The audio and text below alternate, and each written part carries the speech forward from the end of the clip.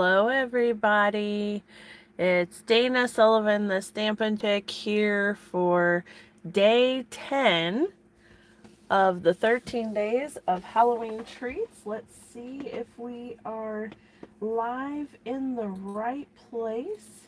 I believe we are. There we go. Okay. All right, my friends, how are you today? I hope you're doing well. Let me see if I can bring in my camera just a tiny bit, and we'll see how that works. That didn't really do much. It's so weird how what my screen sees on my camera is totally different than what my screen sees on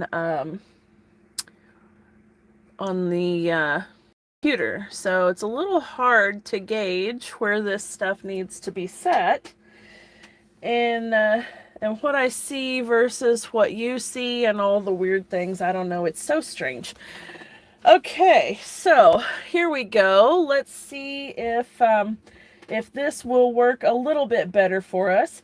All right, today is day 10 of the 13 days of Halloween treats, and I am so excited to share this little project with you because today is a non-edible treat. So this treat is perfect for all those in your life that wouldn't necessarily care for candy, don't need candy, don't want candy, or you just want to give them something a little more substantial than candy. It is a beautiful little gift card holder. All right, so I'm going to show you how to do this, and it's actually really simple because Stampin' Up! Does most of the work for us. The entire body of our gift card holder here is actually made by a die cut. So I'll show you this. It's already pre-cut and pre-scored. So all you have to do is burnish the score lines, give it some glue, and it's assembled, right? Super cute. Okay, now I'm going to be using the Bewitching bundle. So I've got my stamp set here, and I've got my punch right here. And we're going to be using the witch's hat and these little feet to make our design. And I thought this was really cute. This is kind of a case off of the catalog to get this idea here. It's just really neat. I love it. I've seen a lot of other projects online that have used this same technique with putting the feet under the witch hat, and I thought it was so cute. So we're going to kind of go ahead with that as well. And let me just tell you what you're going to need. You're going to need approximately 4 1/4 by 5 1/2 inch piece of Parakeet Party cardstock. Now, this is a wonderful thing about this die is that you can do 4 of them per sheet of cardstock. So let me just grab the die right quick so that you can see. I have it in my stack over here. Okay. Here we go. All right. So this is what it looks like. You get this pocket die. It cuts and scores, just like I said. And then you've got all of these other extra little things. So you've got some frames, you've got a tag, you have bow and tails, little greenery sprig. These are really handy for all the different things that you can do with your tag, with your pocket to make it into a tag. You've got 2 different types of holes, a slot for a ribbon and a hole for twine. You've got the little reinforcers right here. And so that's all a lot of fun. There's lots of cool little elements there to make this really fun envelope here. So I have mine already pre-done. Then I'm also going to be taking a 2 1/4 1.5 by 2.25 inch piece of pumpkin pie cardstock. Now I'm going to do this one just a little bit different than I did this one, okay? They're going to be the same, just different colors, all right? So this is the piece that's behind here, 1.5 by 2.25. And then you're going to need, this is a scrap piece of paper that measures 2.5 by 3 3/4, and I'm actually using this one to stamp the hat and the boots and the spider. Okay, so I'm going to show you how I'm doing that. And I've got a couple of little scraps of ribbon here, and let's see, let me right about 10 inches. And one of them is the Orchid Oasis in color ribbon, and this one is the black and white gingham ribbon. And we're actually going to color this one and then shred it up the middle. So that's going to be a lot of fun. That's what makes all of these extra little loopies here with the different colors. So we'll get to that here in just a moment. All right, and then I'm also going to be using Highland Heather, Parakeet Party, and Pumpkin Pie Stampin' Blends. I'm using the dark of each of the Pumpkin Pie and the Parakeet, and then the light Highland Heather. And then, of course, I'll be using Memento black ink to do the feet and the hat with. So I'm going to bring in my Stamparatus, because when I'm doing images that have a solid background or solid body to them, I really like to be able to use my Stamparatus, because I can stamp, stamp, stamp again until I get a nice uniform color. Okay, so I'm going to put my little piece of cardstock right in here, and I'll show you what I mean. Okay. All right, as always, tap, tap, tap, not smush, smush, smush. We're just going to tap around, and we're doing both of these at the same time because we can. And when I put this on, I wanted to make sure that the hat was turned the right direction. So the feet don't really matter because we're going to fussy cut those, but the hat will actually punch out. So I needed to make sure that the hat was turned in basically the same direction as you can see here. All right. So you can see when I bring this out that there's a lot of gray and light spots in there. And I really want this to be a nice black hat and boots. So I'm going to go over it again with the Memento ink. Go. And it's still not quite as dark as I'd like it to be, so I'm going to hit it one more time, and I may do it one more time after this. We'll see. But I can do it as many times as I need to until I get the actual look that I'm going for. So when it gets as dark as I want it to get, then I can stop. And it's always going to be in the same spot. So that's the wonderful thing about the Stamparatus. And you can see there it's got some really nice color to it. This is a little bit lighter. I may go after it just one more time on the hat. So let's see if I can do that here. Really want a nice rich black hat. Okay, let's try that again.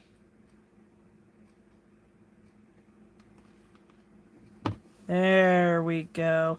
All right, that's much better. And I'm going to pull this out of the way and get that out. We'll move our stamp set there. Put the lid back on our Memento. Wait. We're not going to do that just yet. We're going to bring in the spider. And I have all this space right here. I'm just going to stamp him right here to the side. Okay, because we're going to fussy cut around that. We don't have to worry about leaving too much space. And I'm I'm not going to make you watch me color. So here you can see I've colored in with the 3 different colors, the Highland Heather, the light Highland Heather, the dark Parakeet Party, and the dark Pumpkin Pie. And I colored the hat and the feet. And then I'll come in with my punch. And I'm going to line it up.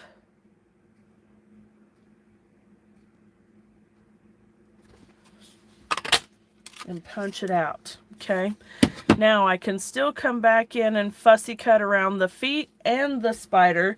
But because I don't want you to have to sit and watch me do that either, because that's kind of boring, I already have cut feet and cut a spider. Okay, so now we're ready to go. All right. Hi, Donna. How's it going? Oh, from Canada. Thank you for joining this evening. All right, now I'm going to take this side. So I have burnished my score lines to go inside, and they're going to come around like this. I want to glue the outside of each of these tabs with my multi-purpose liquid glue, okay? And I want to be careful with this because I don't want to close up my entire pocket. I just want to attach this end and this end, okay? All right, and then let's just do a tiny little bit right here on the edge. There we go. Just to kind of help. All right, now then I'll bring it around. I'm bringing up my edges to make sure they're lined up best I can. Give them a nice little press. And let's go ahead and set our punch right on top of it, and that'll let it dry, okay? Now then, I'm going to take this piece and I'm going to dovetail just a little bit up the middle. So I want to take a little snip right up the center here. And then from the outside to the top of the snip, and then the outside to the top of the snip. And that will give you a little dovetail. Now I've kind of made mine a little bit wonky, and that's okay. I'm going to leave it though because, well, I'm not going to leave it. Obviously, I'm already playing with it. I always say just leave it because you'll try to line it up and then try to line it up and then try to line it up again. And before you know it, you're having to grab another piece of paper because you made it too short. Okay, so there we have that. Now then, let me grab a piece of scratch paper here and my Pierce mat. I'm gonna bring in my gingham paper, and I'm using the Parakeet Party and the Pumpkin Pie inks. These are the Stampin' Blends markers. I'm gonna use the brush tip, and I'm gonna color half of the ribbon all the way from end to end, okay? So I'm giving it just a nice, I'm really actually just focusing on the edge of the ribbon, but you can see that it's really fading up to the other section here. All right, so there we go. It's really blending over, and that's okay.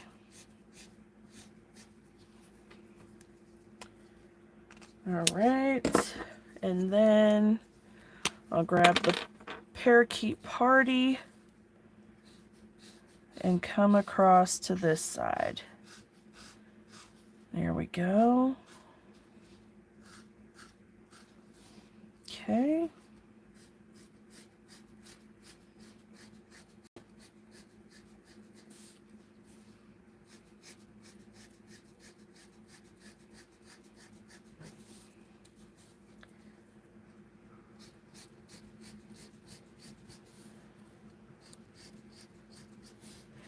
There we go.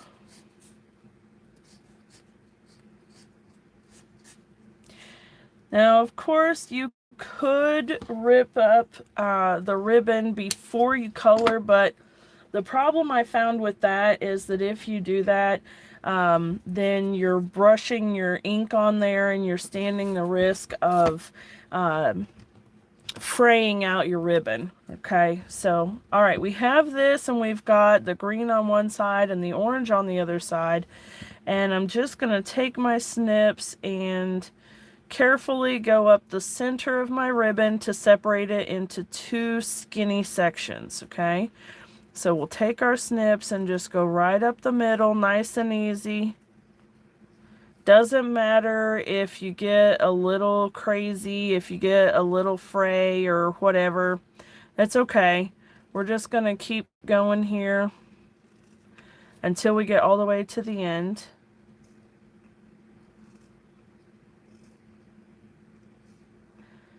Alright, we're almost there. As you can see, this isn't really all that difficult.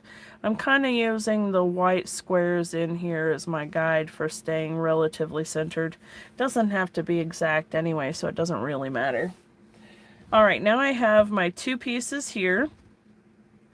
And then I have similar size in the Orchid in Color ribbon. So I have those. And I'm going to make a bow with this section. So I'm going to see if I can get this bow to be relatively how I want it without having to fiddle too much.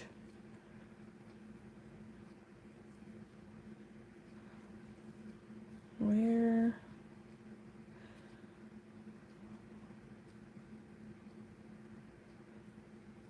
I have a loop here that I don't really know where it came from per se. So let's see what we can do about it.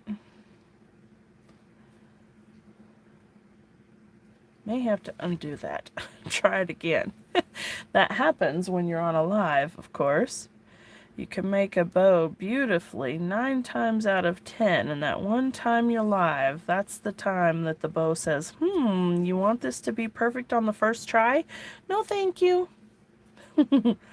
All right, grabbing all 3 of our tails, bringing them up, and pulling them in.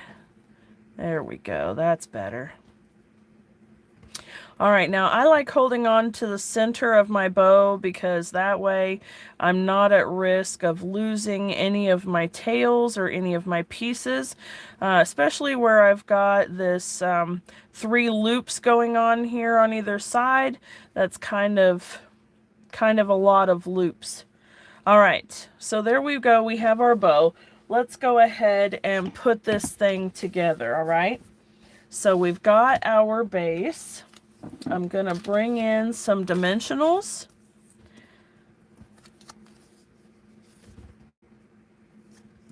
Here we go.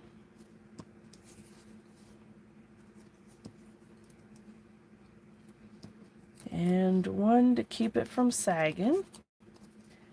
Here we are, nice even press down.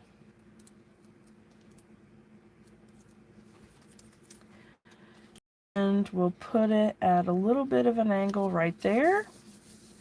Okay, now then, I want to take a little bit of multi-purpose liquid glue right here across the top of the shoes, or across the top of the legs, rather.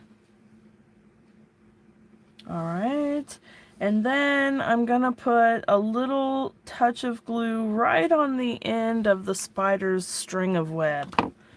Alright, now then, let's see if we can get our feet something like that. Fabulous. Okay, and then the spider. There we go. Alright, very good. Now then, I want to add a dimensional right here, right here. I actually kind of want to bring that one up just a little bit so it covers over that seam and keeps it on. Okay, and then we'll put one right here and I think it can go right there near the fold and we'll be good. So let's bring it up just a little bit higher, just about there. So I've got 3 little dimensional sections right there. Okay, take the backings off here.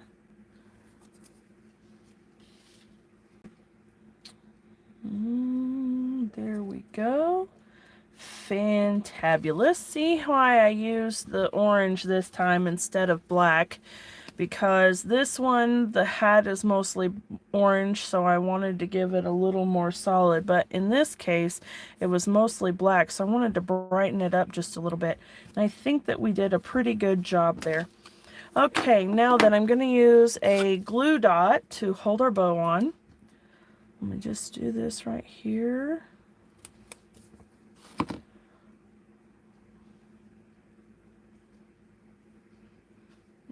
Okay, and I want that to go right about there. And then we'll fluff it up, and I want to trim these tails just a bit because they're kind of crazy. There we go. And then over here, just a little. There we go. All right, that's better. All right, guys, we are nearly finished already. This one is a super quick and simple project, isn't it?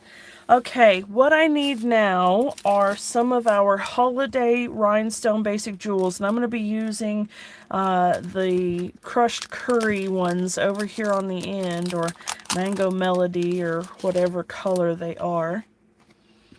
Okay. And I'm going to put one up here, one over here, and one down here. There we go. All right, my friends, and there we have it. This is project number 10. So day 10 of the 13 days of Halloween treats. Let's put this gift card in there, and you can see it's super cute. Absolutely love it. And it doesn't take a whole lot of time at all. So you can make a bunch of these up and put some, I don't know if around your place they have them, but you can get little gift cards for a free Frosty at Wendy's.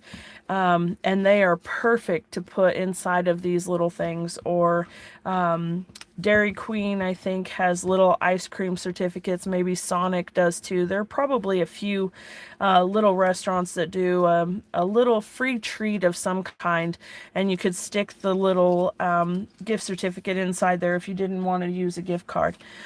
So, all right, friends, there you have it. Let's see. Do you like this one better, or do you like this one better? Which one is your favorite choice?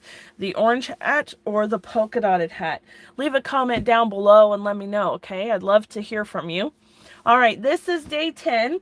Yesterday, I posted all of the days up to yesterday.